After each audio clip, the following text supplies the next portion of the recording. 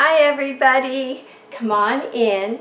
We are going to repot Stuartiana. Now, the reason I decided to, for one thing, it is the growing season and it's a good time to be repotting your orchids, buying a new orchid. The orchid in the back, the purple one, I got April 22nd. Changed the medium from full moss to bark. Have not had to cut the spike off yet because the leaves are still strong and there's so much root growth. So far from April 22nd, it's doing pretty good. So the reason I want to repot her is every time I water, I see these roots sticking out of here. And they're good roots. And looks like good growth. Now, this is an original leaf and it seems to be yellowing a bit. And this is actually a new leaf. So she's growing good. And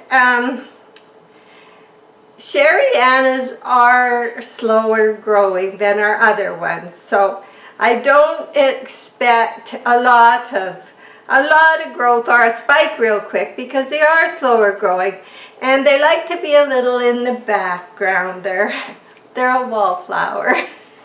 So I decided before these get broke off, because they're small, and summer's coming apparently, and it's going to be drier. Right now all my little ones get watered twice a week, and maybe it would even be more. So because I don't want to get into doing this, say, after the growing season, I don't want the roots to be stuck in here. I don't know how it looks because it was changed from moss to bark, but I have been soaking some bark and I have it in the sink, and I am going to repot it. I have one of the little cocoa fiber baskets left that I got from Mary Ann, one of our subscribers, and I did soak it a bit, so I'm not sure where I'll hang it, but not in the sun. She'll like to be more in the back, and maybe I'll hang it over here. And I haven't decided that, but I have decided it's not too big. It's not that much bigger than this, but I think it'll be happier and safer for a longer period of time. So I'm going to take the bark out and see what we can do. So I have a big bucket here because I soaked a bit of bark because, I mean, eventually I'll be repotting the purple one I got in April, but I sort of have a plan for that, and if I get a chance I'll show you what things I'm working on, because the rain, it's been sunny rainy all the time, so I've had more time to kind of get caught up on some hobbies. So I think we should have a look and see exactly how this looks in here. So just get this plate and we'll have a look. I probably won't need too much more bark. Maybe I should just adjust this a teeny little bit. A teeny little bit. Okay. I think I'm going to go down.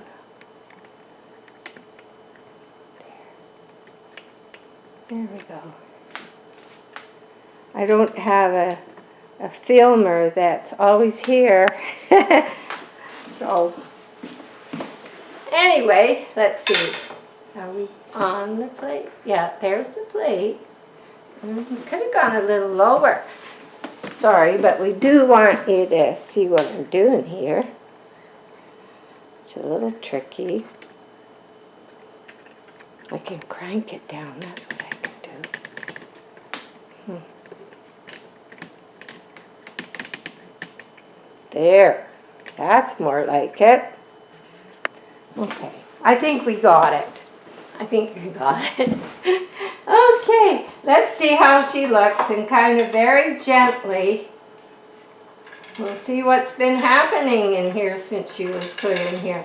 I think those roots that are sticking out the side will, they'll come out good enough. Now here is the thing, they're used to being a little bit out in the air, but they're not going to be in the basket. But that's something I figured I'm going to deal with.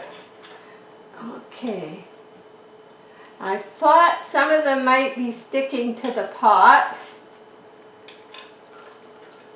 And this is the reason I'm doing this, because there'll be more and more roots stuck there. Now, one thing about bark, it shakes out quite nicely. I'm going to let you look in here. Looking in here. And some of those in the very bottom, yes, they're stuck. Now, I did water, I usually water Sundays, and I did water this, so to try and make it a little easier on them. I'm very gentle, you know.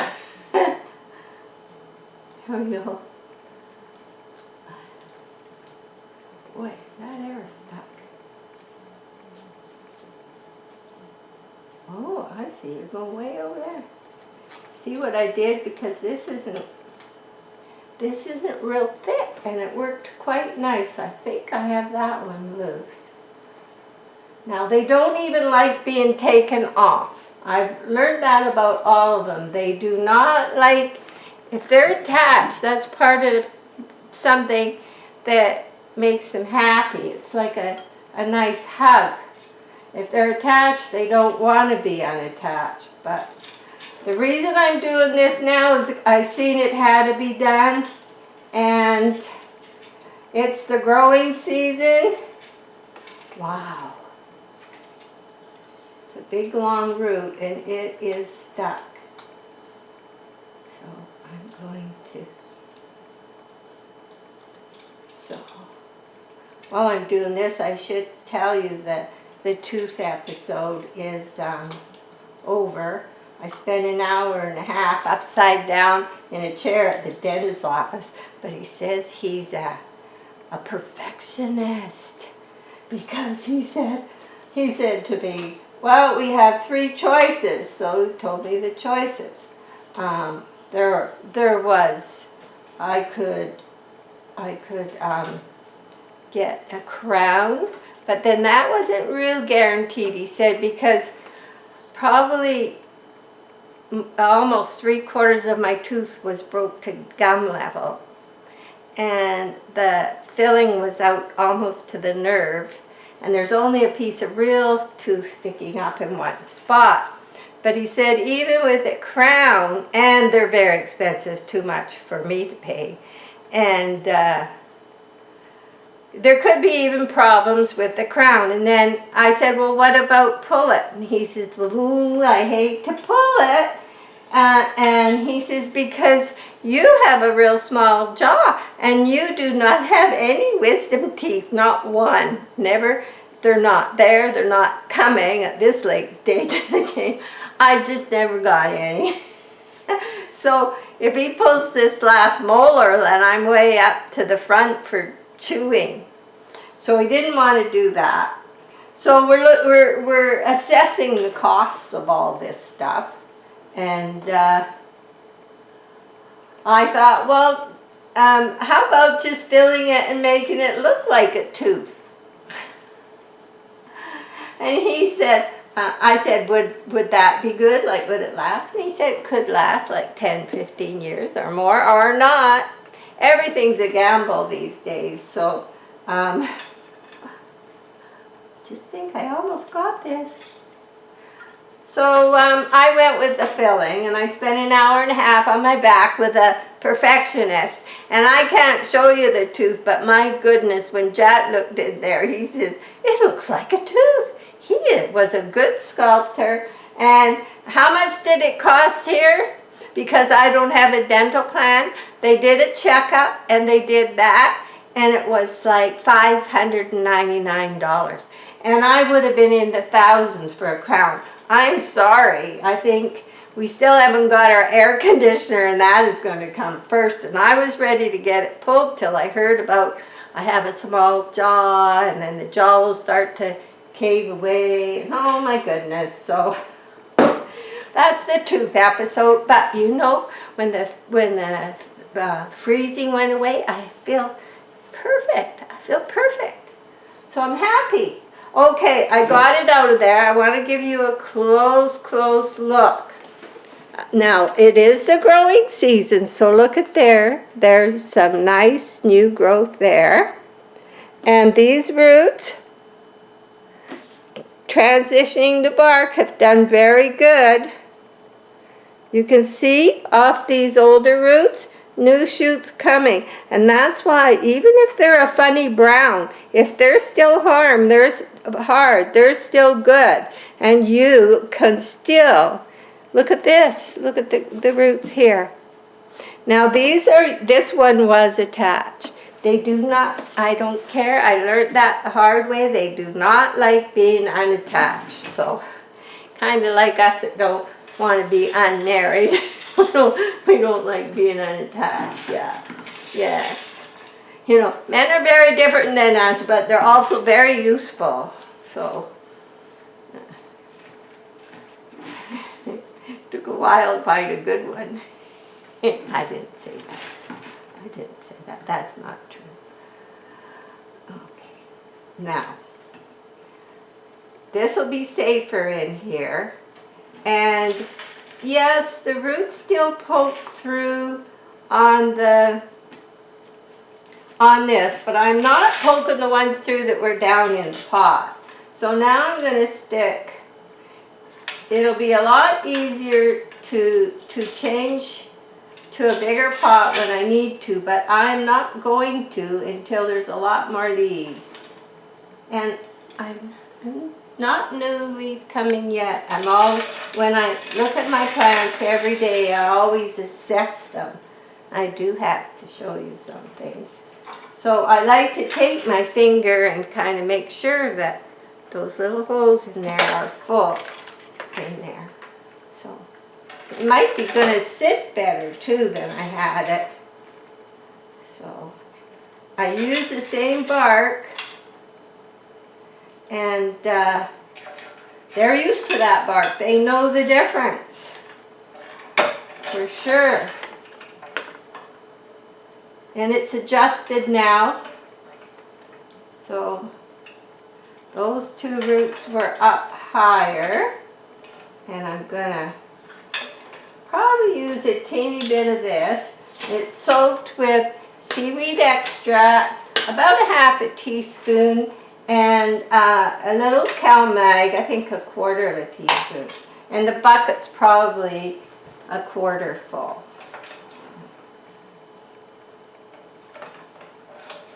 Yes, this is going to be much better. I was worried, and then if they're starting to attach, more will attach, and I considered they were.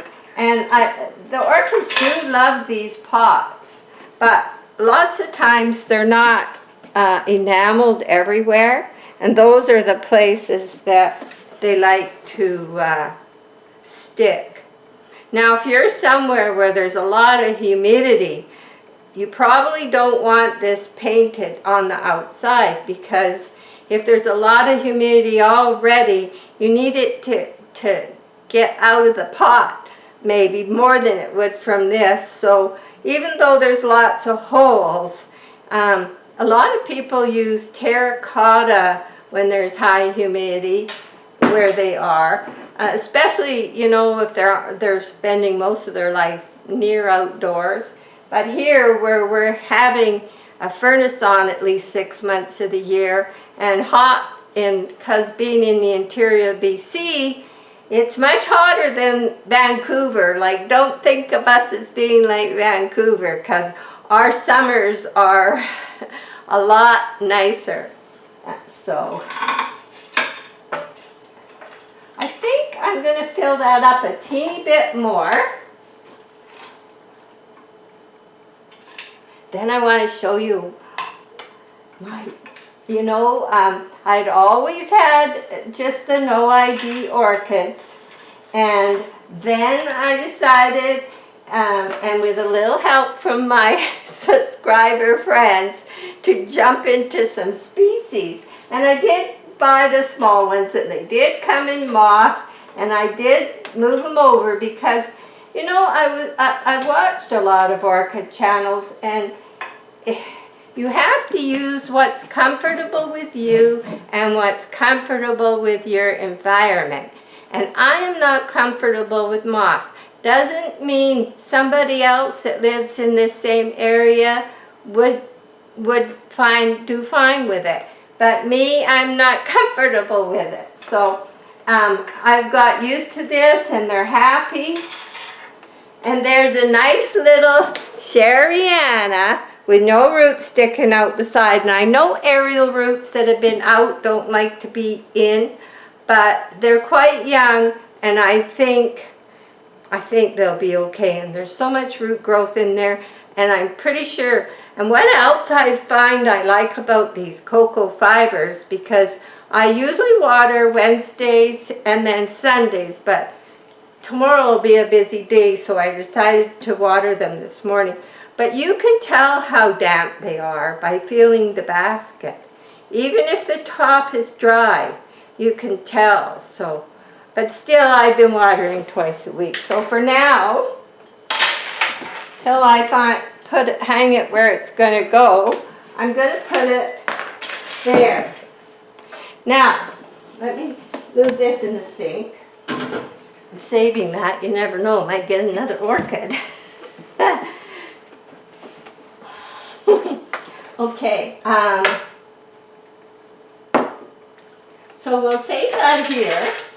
I want to show you a few exciting things. Put the name tag on. There we go. So, slow grower likes to be more to the back of your orchids, not near the glass. Loves this north window where they're not getting too much direct sun, but I still have it to the back of the north window. Now I may move some things around, which I'm pretty good at, and have something hanging in the corner there. So I'm not sure what I'm going to do, but I love playing. So now, do you remember I have the 2 dendrobiums, and they're out in the patio because our nights are still going to the low 50s, a little too cool, where I think if I put them out, even though the days are warm and the sunroom is warm, the nights are cold out there, and I don't want them to think with 10 to 15 degree drop in temperature at night that it's time to spike again. So I'm leaving them inside until I'm sure our nights are not dropping and we're getting sun, and then we're getting thunderstorms. But do you remember the no-bill dendrobium that broke a big spike off when it was in flower? One of its canes, the top broke right off. I put it on with one of those big clamps and some tape, and the flowers stayed. But when that finished, I cut it off because it had a hole. It was broke right through, and I didn't like the look in there. And I, meanwhile, had the little piece that broke off in this saucer of water. Sometimes it dries out, and it's kept going. But look at this. I'm going to get a little baby dendrobium. It's got leaves coming and roots, but for now, I'm leaving it in the water and letting it do what it has to do. So that was one thing. Now,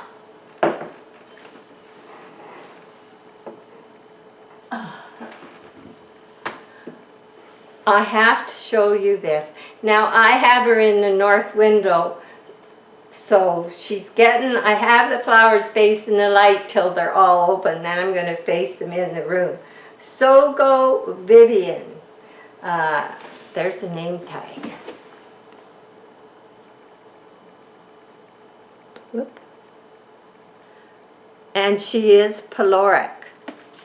And she is beautiful. Now the last spike she had has actually started to change color, and it's using up that green. But look at these. They are beautiful, and there's a tiny little spike coming. And you know when your phals do that branch, you have a bunch of coming in a row, but you see branches coming? Now I watched a greenhouse grower on a YouTube video. I forget who he was. I believe he was Japanese, but he has his own greenhouses. And with his phals, they like bigger flowers, and they like that nice cascading waterfall. So he said when he spikes them, he makes it where he puts a stake for the spike. He likes to cut the stake off right where that first flower comes out, and then he likes the rest to cascade on their own. And then he started talking about branching, and we get so excited when we see branching, but they break them off when they're trying to get bigger flowers and a bigger cascade. They will actually break those branches off. And you know, I think it was Damien in Australia one time, he sent a picture to the community, and he said he always looks for where they cut them off, because you know it's one that branches. And then it started to all make sense. So there's something you could try with one of your orchids next spring, or if you live in Australia, you could try it now. And I found that very interesting, and things made sense, but I'm not cutting this branch off. Do you know the little ones, you know, they're small, they don't take up a bunch of room. All these mini ones came from Roehampton Orchids, because we have so much trouble getting someone to deliver here and having it arrive so nice. So they have been good, even though I changed them to bark. So I'm so happy about that. And then I just pick up these cheap bowl holders or something. Maybe the bowl broke and they're in the thrift store. And they make beautiful holders for these. So I'll be looking for one, and I might have one, or for now that one can hang.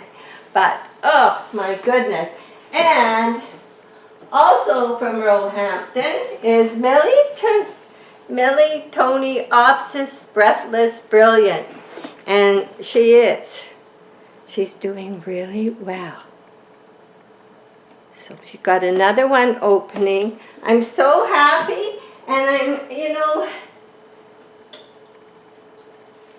it's nice to have little babies in the house that are just blossoming out. So things are looking good. Now, for fun, I'm going to take you out and show you the mess I've got. And it's a mess. I'm going to cough, I think. Excuse me, tickle. Okay, let's go head out there and see what I'm up to now. Always something. Boy, I seem to love getting into mischief. It was garage sale day today, and we got another project Jack has to fix one thing on, so things are doing good in this window, and I pulled those inside blinds down, and we have a nice little spike coming here still. So we're looking forward to that. We have a few spikes here and there, and things are doing really good in here. Really good. I was so happy. We got good root growth and lots of things happening. Hard to show you, but lots of good root growth coming. This is the orchid. There's a leaf going to drop, but I put it in here and tied it in with string, and everything's fine. Oh yeah, look at the root growth on this purple orchid that I got in April. It has such good root growth and firm. I can't believe it, even this last little one. Okay. Oh yeah, and then there's my beauty here. and that's your cascade. So I guess these wires, I should make them stronger because it just got heavy and took it with it. So, but it is pretty. I love my flowers. Jack came looking for me this morning and he says, where are you? And I said, playing with my flowers. Okay, this was laying at a garage sale by the side of a house. And this is how the whole thing looked. And these joined together. It's taller than me when these are the legs. And then these, the only thing that was really broken was where these hook on to this. Jack had to mend one. So they get painted, and that's the bottom. And I've put white paint on, and the rest is going to be black. It's going to be framed in black. But I can't do that till I know this is really dry, and I will clean this all up. This will be black. This will be black. Those are the legs. They go up, and then this is the top. So this will all be framed in black, so it'll be black and white. And that's what trim clad, this one. Trim clad white rust paint. I'm messy. I'm a messy person. And the flower, the basket is what sold me on this. It was in excellent shape. So I decided to do white and black. And the chain will be black. So I had to bring in another table and set it up so that I could get this all put together, and you guys, it's going to be something else when I get it done. And then, of course, here's the dendrobiums. And the one that broke is in here. No, was that it? I think it was. I forget. Oh, no, there it was. There, now you can tell. So you can see it was pretty bad when I cut it off. You could tell it was not going to go. So that's what I did. And I'm going to get a baby. And that's always nice.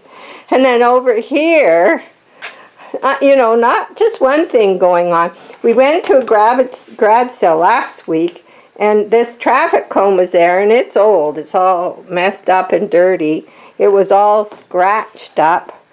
That's black gesso on it. And I don't usually find one at a garage sale, but for $2 I did, and I put black gesso on it, and that's where the purple orchid will go when she's ready. So that's the plan. There's lots of things happening, not too sure what, but that's what's going on. So I hope to take you outside one day and up to the greenhouse. Oh, crumb, look at those. I have to show you. We'll go out, but I have to show you the yellow peonies. Because, you know, because it keeps raining, the grass is always wet. Okay. Look at these yellow peonies. They're just beautiful. Look at this. Yeah, they're pretty. I don't have a big flower garden outside anymore. It was too big. Much easier. I'd rather have my orchids to look after. But seeing we're here, we might as well go to the greenhouse, and I'll show you up there too. Never know, it's a surprise. Okay, remember we used to come in the greenhouse and the lemon and orange tree were in the back? Well, this is the orange tree. And remember, I had to self-pollinate it? And look at that. I'm getting oranges. Lots of them too, so I did a good job. What I do have to come out and do is some of these leaves are real dirty from being in the back by the wall. Now I can clean them, and from ants. So, and these are this is the lemon tree, and I'm going to try giving it some Epsom salts for these yellow leaves, and maybe some. I've been looking online, and I may spray it too. So I noticed I gave it chicken manure and they're a little better, but I still see some color discrepancy. But these are going to be much easier to look after on this side. And then back here, because it's been so wet, I kept a couple tomato plants in. They're getting huge. And then I have some melons here. So, should be interesting. I think a cucumber too, because I wasn't too sure. So anyway, I think I'm going to go. And you guys have some fun, and we'll see you soon. Bye for now.